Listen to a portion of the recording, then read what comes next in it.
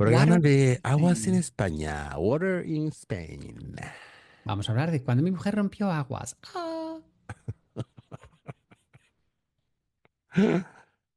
Vale. Venga, empieza tú.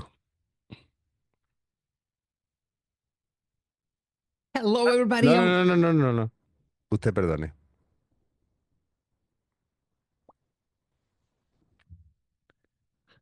Ay, no me he comprado esto. Tengo que- Ah, te he mandado el link de Cristina, ¿no?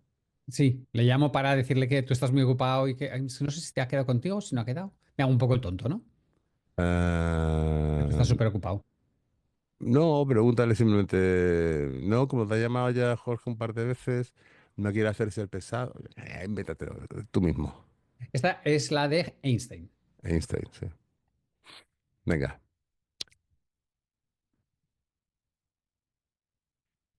Hello, everybody, and welcome to this new episode of Spanish Loops. Hola, Jorge. Hola, Francisco. How are you doing? Doing terrific today. I'm a little bit Terrific. thirsty. Wow. Thirsty, thirsty, thirsty. But Thirsty. that's Wow. has to do with the topic today. But why don't we get some music? Yeah, sure. Why not?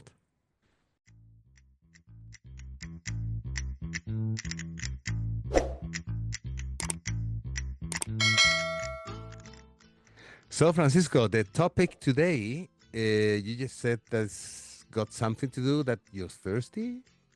Yes, today we are going to be talking about water in Spain. Okay, right. Yeah, okay. So, water, what a precious thing, especially here in Spain, a place where it doesn't rain as much as the rest of the world.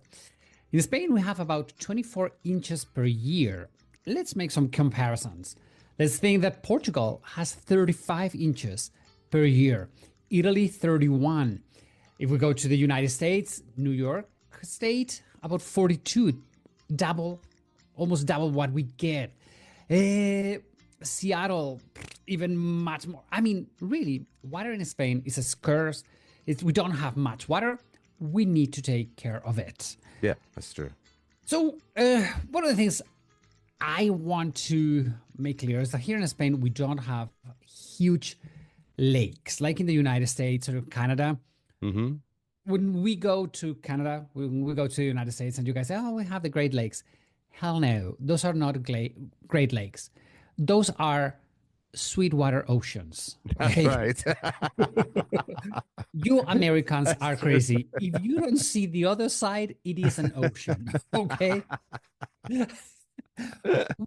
I mean, that is incredible. That is so big, so big, so big. Yeah. Here, all around Europe, and especially Spain, Hmm. I have said many times on this podcast that we do have a lot of mountains and we do have little natural ponds, natural lakes in here.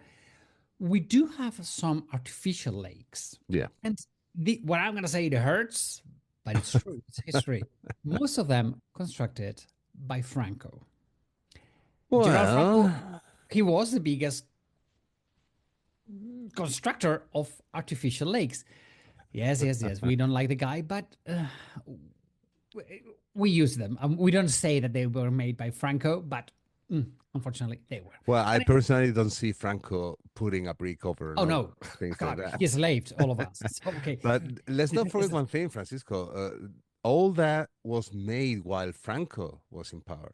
But mhm. those regions that they have, the luck to have those big rivers that we have in Spain crossing through. Most of those projects they were made in the 30s before the Civil War.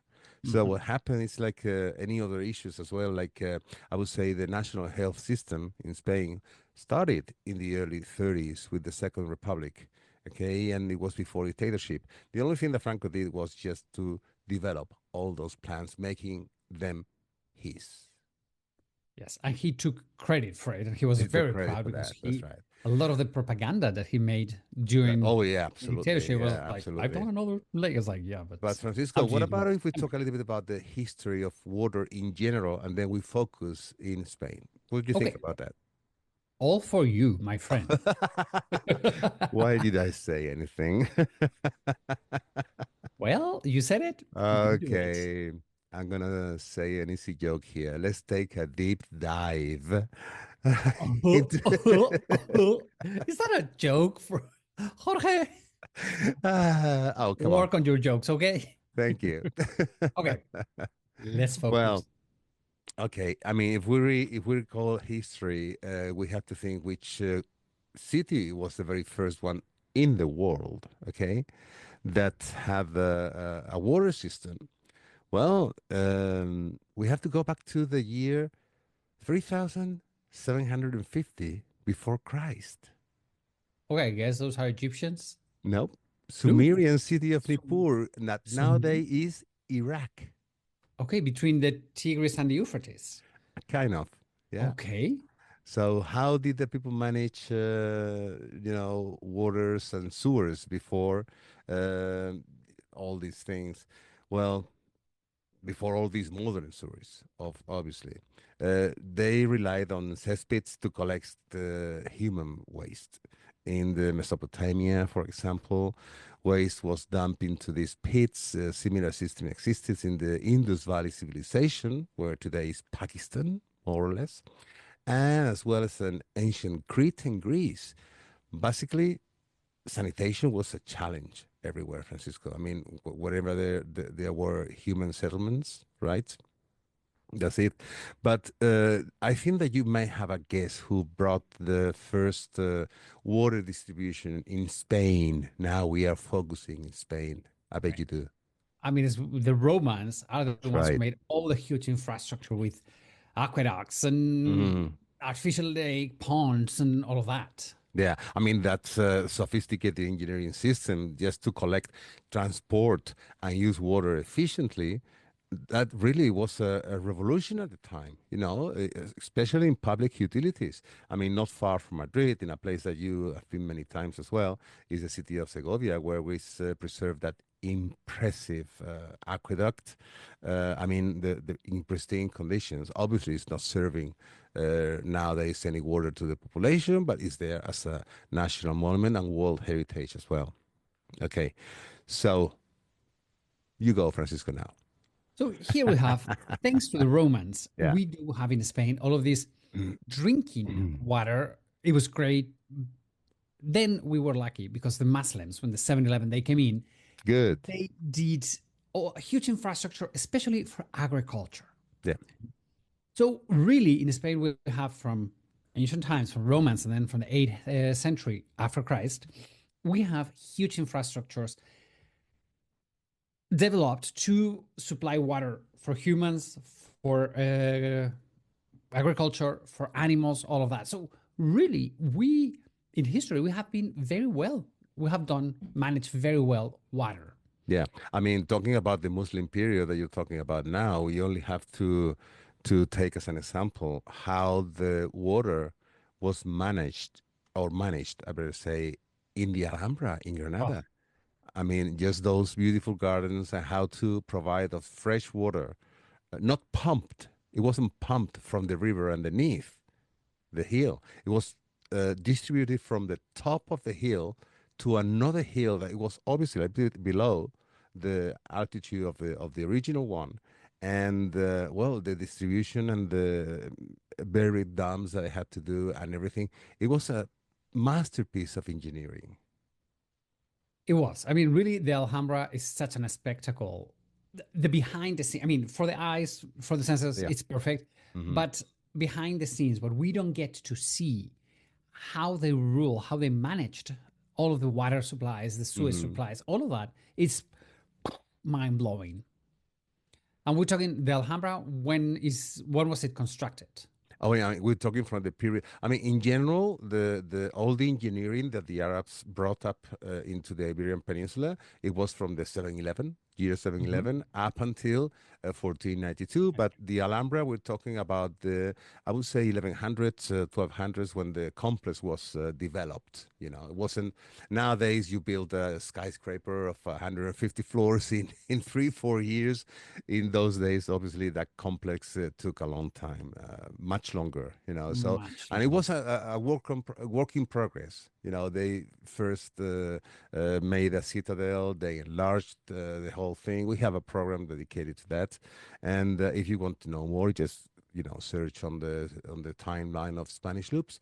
And yeah, but I mean, it was in that period. It was a constant work in progress from the 8th century until the late 15th. But of course, that made a good basement for the upcoming engineering processes.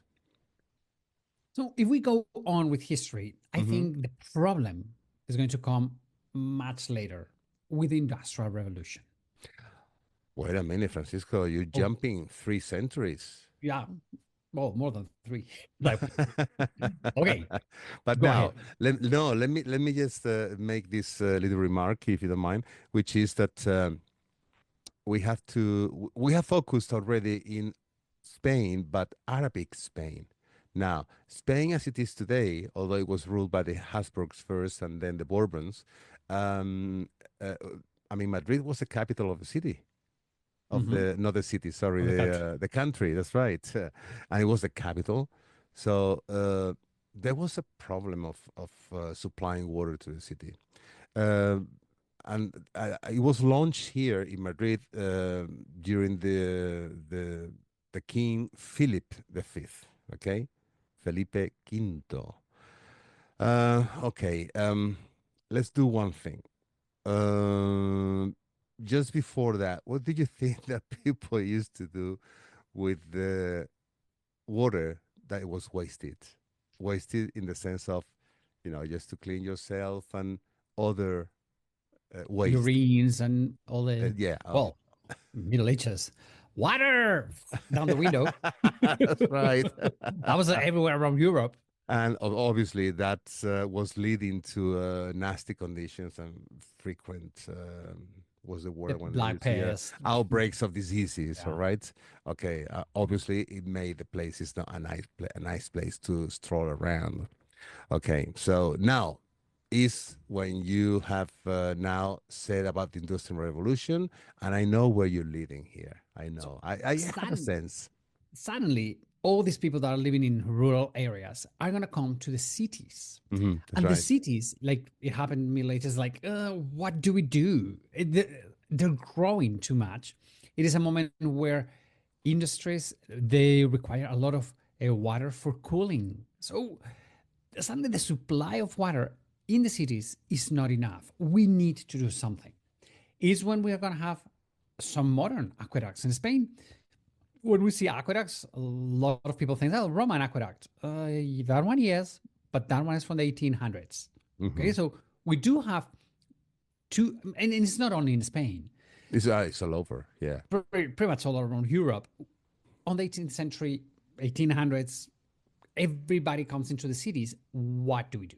How can we supply? That was a big concern. And that's Hmm. when uh, Spain needs to do something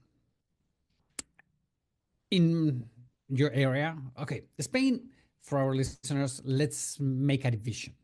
Okay, if we do it horizontally, let's divide Spain in four parts. Okay, Hmm. the top part, where I am, the Basque Country, Cantabria, Galicia, it's very green. I mean, it's Ireland, it's Scotland, it's Seattle type Yeah. of green. Then the second part, all the way to Madrid, it is getting drier and drier. Then the middle part, it's quite dry. And then when you go all the way to the south, it is super dry. Although we do have cities that they get the largest amount of rain in Spain. Hmm. When you say the driest part of Spain, that one that you place in third place from the top, are we referring here to La Mancha? La Mancha. No, La Mancha to me is the driest part. Yeah, What happens with La Mancha is that besides being dry, it's very flat and gets a lot of wind. that's So right. it dehydrates very easy. While Hmm. the bottom part, it is where it is very dry because it's closer to Africa, okay, everything that is Andalusia Hmm. and the Mediterranean. But we do have a lot of places where it rains a lot. Hmm. That's true. So Yeah. the water, all the way in the north, we have way too much water, but from the middle down, we need water. Hmm. And it's when we start doing we start talking, okay, we need to get water from the north to the south, from the north to the south. And it's when we have a Canal de Isabel II, That's the water right. canal of Isabella Yeah, II, yeah. one of the most important works that we have in Spain. Do you know a little bit about the Canal of Isabel II, Jorge? Yeah, I do. And actually, for the city of Madrid, it was, I would say, like a game changer. Okay, for the distribution of water. In fact, every year on the this is something that not many people know. Every year on the 24th of June is when Madrid here we celebrate the anniversary of that this crucial engineering feast in history.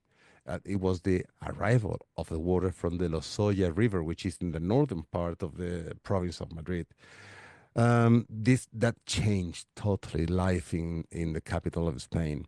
It was in June, middle 1800s, when Spain approved the creation of that corporation called Canal. Okay, Canal is like canalization of Isabel II, Elizabeth II, the queen at the time, and it was a massive project that it would bring the much needed water to the city. Now today, Francisco, I mean, turning on a tap or a faucet and getting clean water is something that we take for granted, but it's less than 200 years ago when the shortage was a huge, huge, big problem in Madrid. I mean, back in the early 19th century, Madrid had almost a quarter of a million inhabitants. It was that big already then, Yeah, and but the underground water collection system could only provide about just barely a couple of gallons per person per day. So that's not that's enough. not enough. That's not enough. So obviously that situation also led to a very poor sanitation and diseases outbreaks more frequent. Okay. There were many years searching for solutions. They were the president of the Council of Ministers, that it was called Bravo Murillo. Okay, it was under the rule of Queen Isabel II when he took action, and he commissioned some engineers that worked for the municipality. And what was their task? Their task, I'm sorry, it was to build a kind of a reservoir. And the very first project, it was almost exactly what it came out at the very end. It was a 70-kilometer long canal to transport water from the Lozoya River, the one I told you is in the Mhm. northern part of the province of Madrid, to the city. And that project was officially completed in June the 24th in Okay. actually 1858. That's why, there is a little celebration, municipality celebration regarding the construction of that canal. So now we have the capital city. It is Hmm. supplied with water. Fine. Great. What about the rest? Now is when we have a problem. And now it's, let's put ourselves in today. Today's situation in Spain, I don't want to say it's critical, but it is a concern. Water is a concern everywhere around the world. But in Spain, we have a lot of rivers, Yeah. very strong rivers. We have the Duero, we have the Tajo, we have the Ebro, we have the Guadalquivir, big rivers Hmm. that they just dump water into the ocean nonstop. Here in the north, where I come from, we do have a lot of artificial lakes. We have all the Pyrenees that they supply us with the snow, and when it melts, we can use the water. Hmm. Perfect. The problem comes from Madrid to the south, and especially all Andalusia, all the Mediterranean. It is where we have great land, amazing weather. We only need a little bit of water. Yeah. Water that here in the north we're throwing away into the ocean. I think since I was born, I've heard that we need to transfer water from the north To the to the south. south. Yeah, that's a eternal issue in Spain. But it is so logical that we need to do something like this. What is the problem? Politicians. Absolutely. And here How we don't come? talk right wing, left wing. We talk politicians In in a whole general. thing. Yeah. What Spain, civilians were saying is like, let's do a hydro program, a water program, l- which it's going to cost us thousands and thousands of millions of euros. It's going to be super expensive, but we're going to build it once. And then we're going to get water from the north to the south, and the south will be okay. What is the situation today? Not one politician says, okay, I'm going to do it, I'm going to sign it, because I know I'm not going to be re-elected. Because if I sign this, all the budget that I have is going to go to that. We need good, decent politicians who have guts to say, hey, let's get together, right wing, left wing, extreme right, extreme left, center, all of us, and let's have a clear ruling of water. We need water. Yeah, some people say, yeah, in the south, what normal people say is Yeah, like in the south they need water for supply for gardening. It's where we have the beautiful tomatoes and olives and everything comes from the south. You hmm, have the weather and you have the land. that's true. So the other thing that we have in the south, it's very high end golf courses. Yeah, And some and that people are takes so saying, much let's water. not spend money sending water to the south Yeah. because the golf courses are going to get it. I'm like, that's a side of collateral Hmm. problem.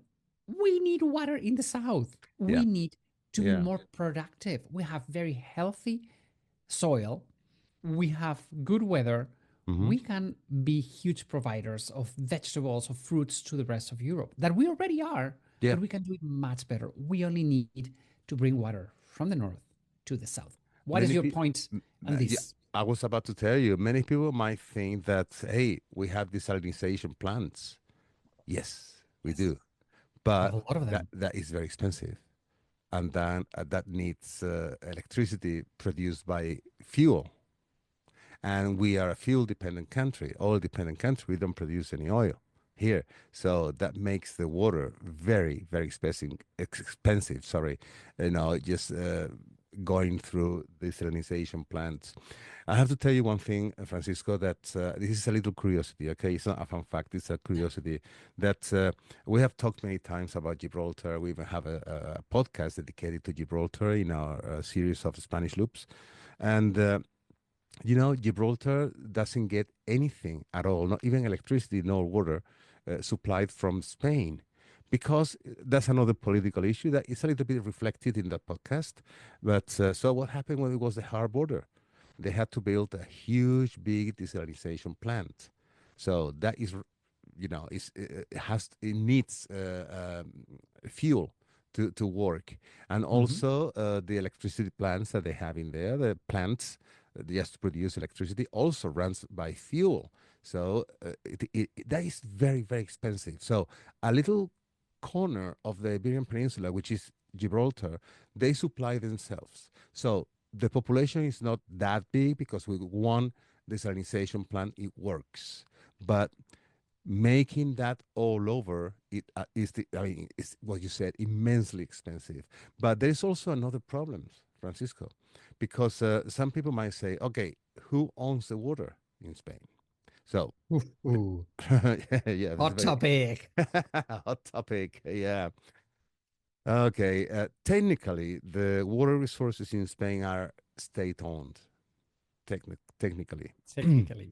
But over time, water management has become more decentralized. Today, the decisions about water use are largely handled by the autonomous communities and hydrographic confederations. So you were so right before that no one has the guts to say, okay, let's put this apart and let's make a whole thing like a federal thing just to regulate the water, because it could be very easily done. Just uh, what you just said is just hey, let's the water is for everybody, and technically is state owned, but that But it's is not. the And problem. a little example of what's going on with this. Here, 40 minutes driving northeast of where I live in Pamplona, we have a huge lake, artificial lake, that it's huge. But here, the problem we have is that the water, it is retained in a state, in a province called Aragon. Mm-hmm. But in the moment you have the wall, and the next mile, under a mile, the next kilometer, it is Navarra. Yeah. So who is the owner of that water? Where it is storaged, or where it's coming, where it comes out? They don't. Is like, I don't care. Just give me a break. Mm, We yeah. need that water wherever. That's right. Yeah. What's the problem? Keeps on going, flying down, down, down, down to the east. The water goes all the way to the east, goes all the way to Catalonia. Mm-hmm. And now the Catalans say, no, it's ours because it goes through our land. It's like, give me a break, please. Water is for everybody. And if we make a little detour, a very, very expensive detour to get water from here all the way to Mm. Murcia, to Levante, to Yeah, you mean they the southeast of Spain, yeah. right? So Yeah. uh, Yeah. crazy, crazy, crazy, crazy, It's crazy. absolutely crazy. Yeah. But Francisco, one of the things that drives me crazy is that people don't think that every time that you open the tap, they don't, I mean, I'm We including myself first, okay? I don't take a moment to appreciate the history behind that. In the old times, human settlements had to be where the water was running. mm, And you can see that in settlements, historical settlements all over Europe. I mean, by big rivers, they were the origins of the cities. Okay, what today are cities. But now you could be anywhere in the world that you have water resources just by opening the tap in your home, in your comfort, without thinking, wow, to get to this point, how much history, problems, wars wars, behind water that. wars. Yeah. Yes. So it is, we take it for granted when we shouldn't. Hmm. Well, you're so right about it. Yeah. We just go to the top, open, oh, water, drink. That's it. Yeah. Oh, sorry. We're talking about tap water. Yeah. Jorge, for our listeners who are planning to come to Spain, Yeah. let's talk about tap water today in Spain because we have Hmm. very good quality water. Well, it depends where you go. It Okay, depends a little bit so where you go. Yeah. I mean, I'm very fond of the Canary Islands, mhm, as you well know. And Canary Islands, they have some desalination plants over there, but mainly for agriculture. But they had to put a lot of chemicals in it to make it drinkable. So it could be a little bit strong in this or in that. So people, they do, I would say like about 90% of the population in the Canary Islands, they drink bottled water.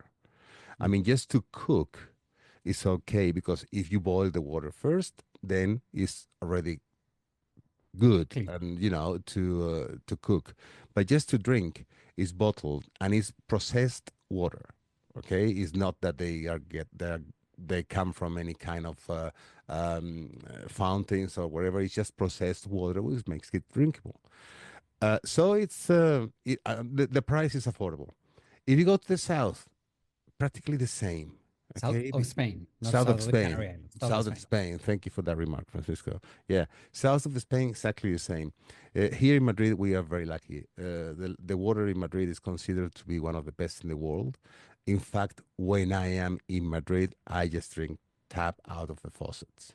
Okay, and I just let it run for a couple of seconds and then just put the glass under it, and especially in winter because it's frozen. Yeah. It's so cold here. So, for our listeners, tap water in Spain, everywhere, it Yeah, is drinkable. It yeah. is okay. You can drink absolutely from any tap Hmm. water, but uh, especially in the Canary Islands, it Hmm. has And, too and much. and Catalonia as well. And Catalonia. You don't drink water from No, Barcelona? no, no, no, no, never, No, I never. do. No, you know what? First, because of my job, I cannot afford to let my people on their own while I'm near a bathroom all the time because I'm not used to that water. Locals who live there and their immunity system is used to that, they might drink the tap water. Okay, I mean, but I if drink water in Barcelona and I'm perfectly fine. Okay, so you are immortal, right? We all know we all know that. No, I don't. I'm a little bit sensitive about that. Okay, and hey guys, that I don't mean to discourage you if you go to Barcelona and drink water, tap water, but I just prefer to buy some bottled water and go, safe, and that's it. But that is one personal thing. And even locals in Catalonia, they admit that the water, if you're not used to it, is a little bit different in flavor and strange. And but there in the north of Spain, Francisco, it is absolutely fantastic, isn't it? We do have a lot of natural reservoirs. So yeah, Yeah. I wouldn't water everywhere around the north. Uh, it's good. It's Hmm. tap water is fine. But I'm shocked. What are you saying about Barcelona? Because I've Yeah. never even thought about it. It's like Yeah. okay, Well. tap water. Yeah, In as I The say, Canary Islands, yes. In the Canary it's a Islands, personal thing. But the Canary Islands, yeah, yeah. yeah. In the Canary Islands, Mm. I've always drunk bottled water Hmm. because it's you're not gonna die out of it, but it has a very strong chemical flavor. Yeah, So that's it's true. like, oh, I don't like it. Yeah, But yeah. in the rest, also in Spain, something that I like is that we do have in the main cities a lot of water fountains, Oh yeah, there's a lot. and There's a lot. they're Yeah. treated. It's clean water, so they're very good. I've drunk from many, many, many fountains that are Hmm. public streets. So yeah, I mean, I think the for normal citizens, water in Spain is not an issue. Right now, the biggest issue it is for agriculture. We need Yeah, more water. that's right. That's Um, correct. And this last couple of winters that hasn't been very bad. Okay, they haven't been. I mean, they have some rains, and the reservoirs are now capable to hold on at least for a couple of years for human consumption. Because don't forget, Francisco, the reservoirs they have a limit not in capacity, a limit in the amount of water they can hold at a time, not because of the capacity, because they had to let water flow through the river to preserve the natural course and the natural wildlife of the rivers, mhm. right? So yeah, I mean, the water rules in Spain are Yeah, very, very strict because we they can are. not put just block this so all of these natural animals and all of these people, Yeah. those little thingies are gonna die. No, no, no. We have to have always continuous water. That's why some people complain, hey, if we have drought, how come we have all of these little streams? Did you say Just did to you say survive. natural animals?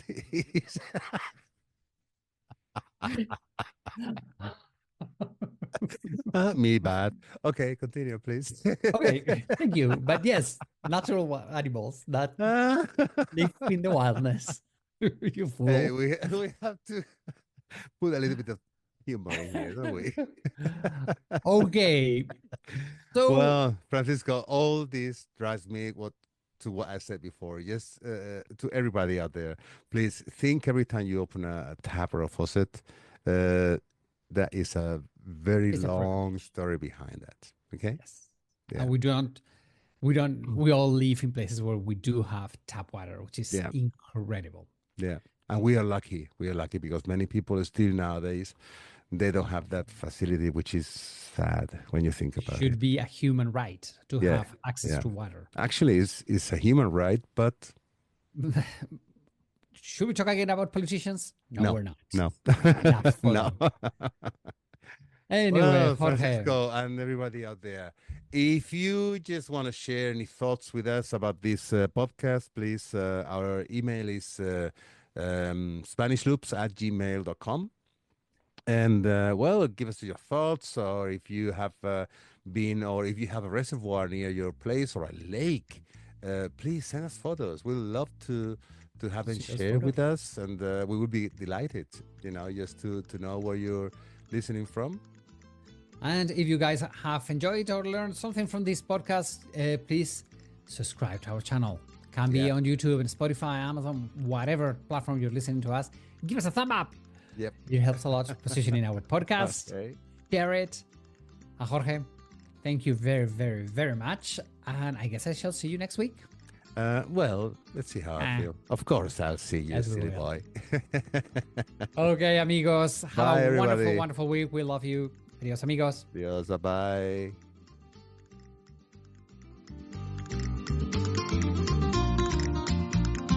As usual, we want to thank all our listeners for being there every week, letting us sharing our talks. Follow us in Spanish Loops in Facebook, Spotify, Apple Podcast, or your favorite platform. And in Instagram, you can find us as the Spanish Loops Podcast, no spaces altogether. If you want to find us the quickest way, just Google Spanish Loops Podcast and you will find us. Hasta la vista, amigos. See you next week.